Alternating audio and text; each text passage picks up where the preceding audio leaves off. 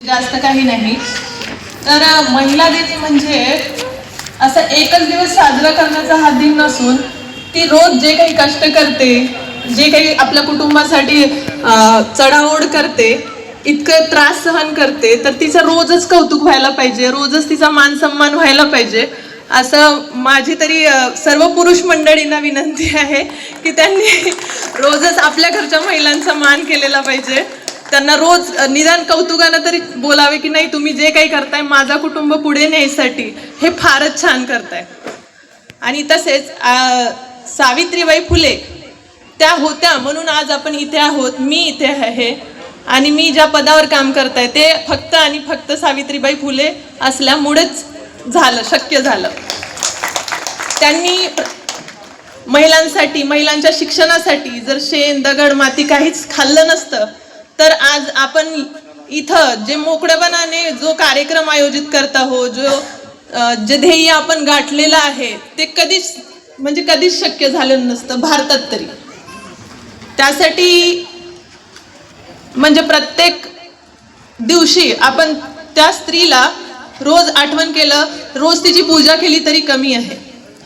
तसेच एक पोलीस अधिकारी म्हणून महिलांचा मान राखणे, सन्मान राखणे, तसेच त्यांच्यावर अन्याय झाला नाही पाहिजे याची एक सुरक्षेची जबाबदारी आम्हा पोलीस अधिकाऱ्यांची किंवा पूर्ण पोलीस खात्याची आहे।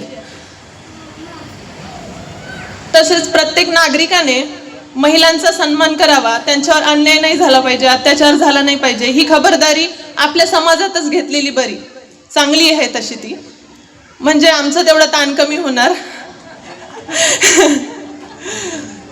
अजून मंचावर उपस्थित ढगे सर आणि त्यांच्या मिसेस ढगेताई यांनी जे म्हणजे समाज प्रबोधनाचं जे कार्य उचललेलं आहे ते खूप जास्त कौतुक करण्यासारखं आहे। नाहीतर सर्व असताना कशाला एवढं त्रास सहन करून काहीतरी करत बसायचं, आराम केलेला असतं त्यांनी, पण त्यांना कुठंतरी आवड आहे की समाजात काहीतरी चांगलं झालं पाहिजे, लोकांना मार्गदर्शन भेटलं पाहिजे, यासाठी ते खूप आवडीनं सर्व गोष्टी करत आहेत।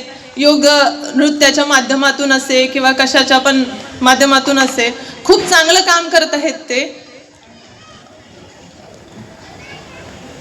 अजून एक सांगायचं म्हणजे की महिलांनी त्यांची स्वतःची सुरक्षा स्वतः केली पाहिजे।